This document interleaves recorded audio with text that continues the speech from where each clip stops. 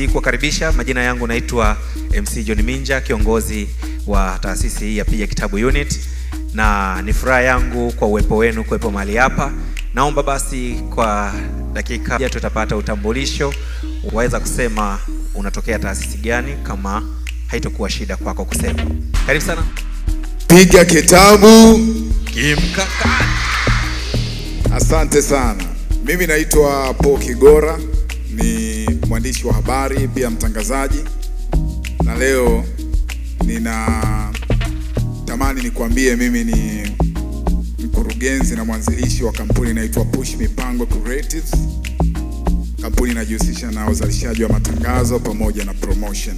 Nimefurahi sana kuwaona. Wow, tuanzie hapo kabla hujashusha maiki. Una muonekano wa tasnia nyingi sana. Yaani ukiacha hiyo habari, una muonekano wa kiinjinia, una muonekano wa kisheria, una muonekano wa kila namna ambao naweza nikautafsiri. Kwa nini ulichagua kuwa mwanahabari? Nilichagua kuwa mwanahabari baada ya kufanya utafiti, kwanza kujua nafasi ya habari katika jamii ni nini, na nikapata purpose kubwa ya habari, pamoja na kwamba wana jukumu la kuhabarisha, kuburudisha, kuelimisha, lakini ni wakombozi wa jamii. Kwa hiyo nafasi ya kuwa mkombozi wa jamii ndiyo jambo ambalo hasa lilinisukuma kuchagua kuwa mwanahabari. Hapa kuna watu wanatamani kuwa wakombozi wa jamii? Wapo? Nyosha mkono basi hata nikuone. Wakombozi ni wachache au bado hamjaelewa? Tuelewana tu. Naomba nikuulize Bwana Paul, ni nani aliyekuhamasisha wewe kujiunga na tasnia hii ya habari? Au kitu gani au tukio gani ambalo lilikuchochea wewe ukajikuta lazima, pamoja na kwamba unataka kuwa msaada kwa jamii, ni nani sasa ambaye amehusika wewe kukupa huo mwongozo hadi kufikia hapo? Okay, nashukuru sana. Siku zote unapopata msukumo, maana yake kuna kitu fulani kipo ndani yako, pamoja na kwamba mazingira yanatusaidia kututengeneza vile ambavyo tunataka kuwa. Yes. Na mimi nilikuwa na tamaduni ya kusikiliza redio tu kama ilivyo desturi, ila nyumbani kulikuwa hakuna television. Kwa hiyo nilikuwa ninasikiliza redio. Okay. Ila nilikuwa siwezi kutazama. Kwa kadri nilivyokuwa naendelea kusikiliza, nilijiona ninaweza kufanya kitu fulani. Nilifanya practice za kusoma magazeti kwa kuigiza. Okay. Umeona, wakati mwingine, yani mimi mpaka leo nikienda kuonana na marafiki zangu, wananiambia bwana, kwa kweli kile chokuwa tunakiona, na nilikuwa naigiza style ya kutangaza mipira. Afu cha ajabu sasa hivi mimi hata kutangaza mpira kwenye sijui. Kwa hiyo ilianza kwa kupata uzoefu, kusikiliza redio, unapata hamasa, lakini unaishi hicho kitu. Kwa hiyo mpaka sasa inaweza kusema nilisukumwa kwanza kwa kuanza kusikiliza, lakini pia kufanya mazoezi kwenye kile ambacho nilikuwa nakisikiliza kimenitengeneza kuwa hivi leo. Nakumbuka jana nilipata swali kwamba sauti yako uliipataje? Inatokana pia na namna ambavyo unafanya mazoezi zaidi ili kutengeneza identity. Okay. Wow. Nafikiri hapa watu wanasikiliza radio, wanaangalia TV, wako wengi sana. Huenda na wenyewe pia wakapata chachu kutokea hapo. Lakini kuna swali wanajiuliza, ni masomo gani sasa wanapaswa kuyasoma hasa kwa level hii ya sekondari ili yaweze kuwasupport na kuwasaidia kuweza kufikia kuwa wanahabari wazuri kama wewe? Asante sana. Mimi nitasimama katika kueleza hasa masomo yanayomtengeneza mwanahabari.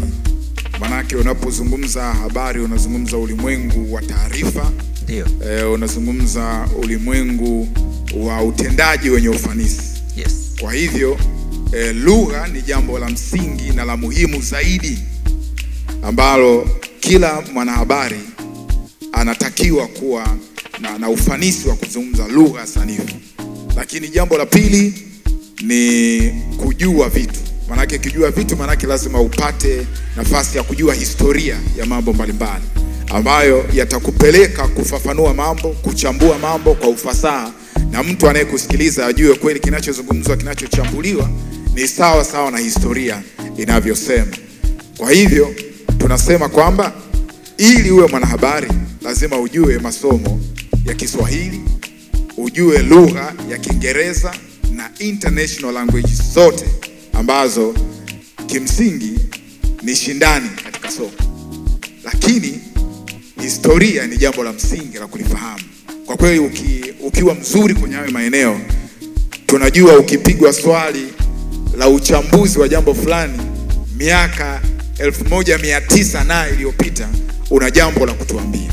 Nashukuru. Asante sana. Nataka kujua ni vitu gani ambavyo sasa wanapaswa kuvizingatia, yani ambavyo hawatakiwi kukosea, huenda ambavyo wewe ulivikosea ili kuja kuwa mwanahabari bora kwa haraka sana. Vitu gani ambavyo wanapaswa kuvizingatia sasa hivi wasije wakavikosea vikawasaidia kwenda mbele kwa mapana?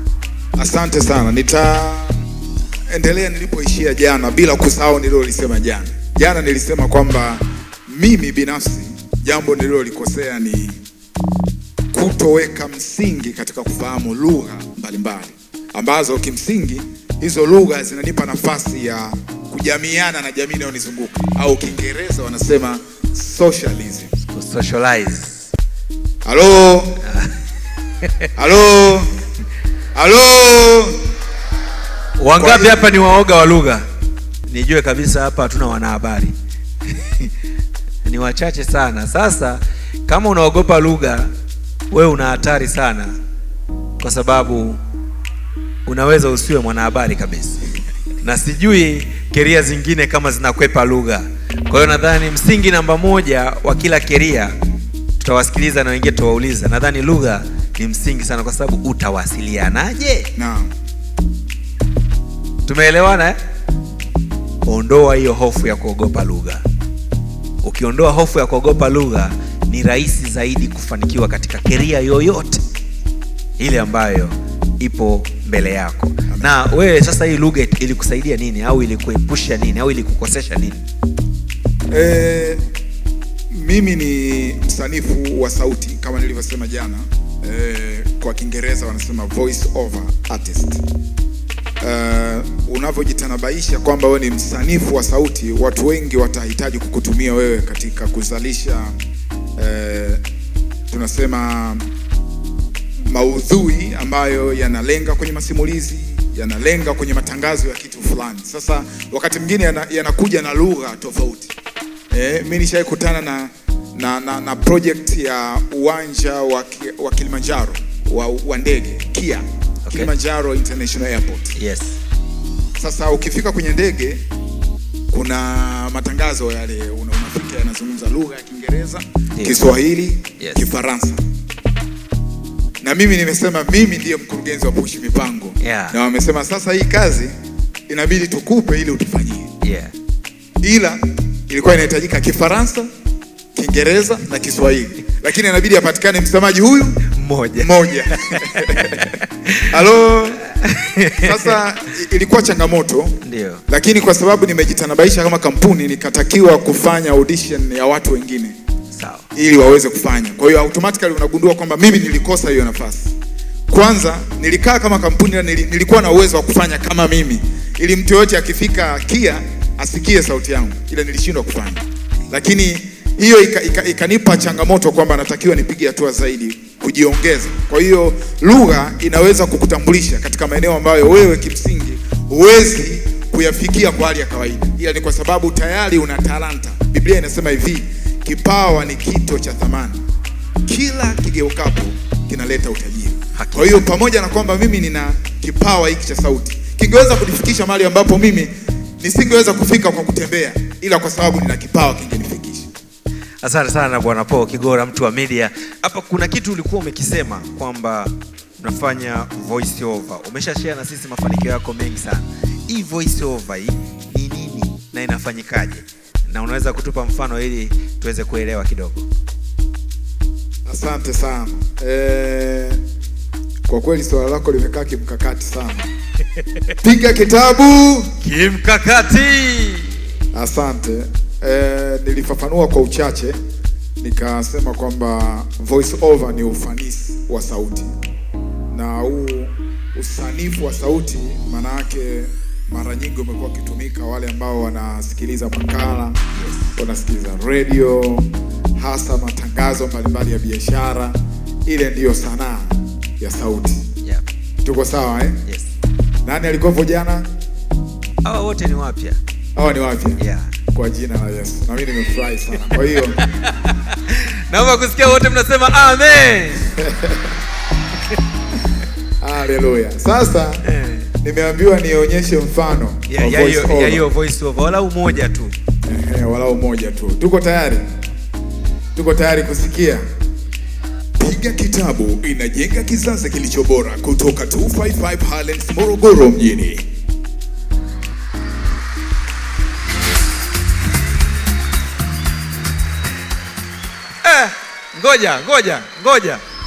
Ngoja. Hii sauti ushaisikia? Sikia. Ushaisikia?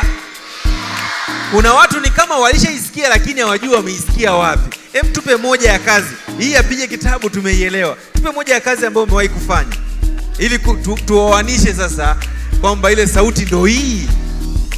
102.7 Zoe FM Morogoro. Umejua na hiyo?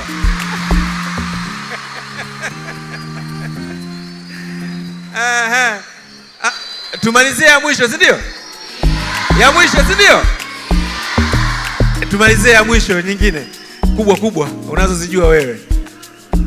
Kwa ushirikiano mkubwa kati ya Vodacom, M-Pesa na Mastercard, sasa unaweza kufanya malipo kupitia simu yako ya mkononi.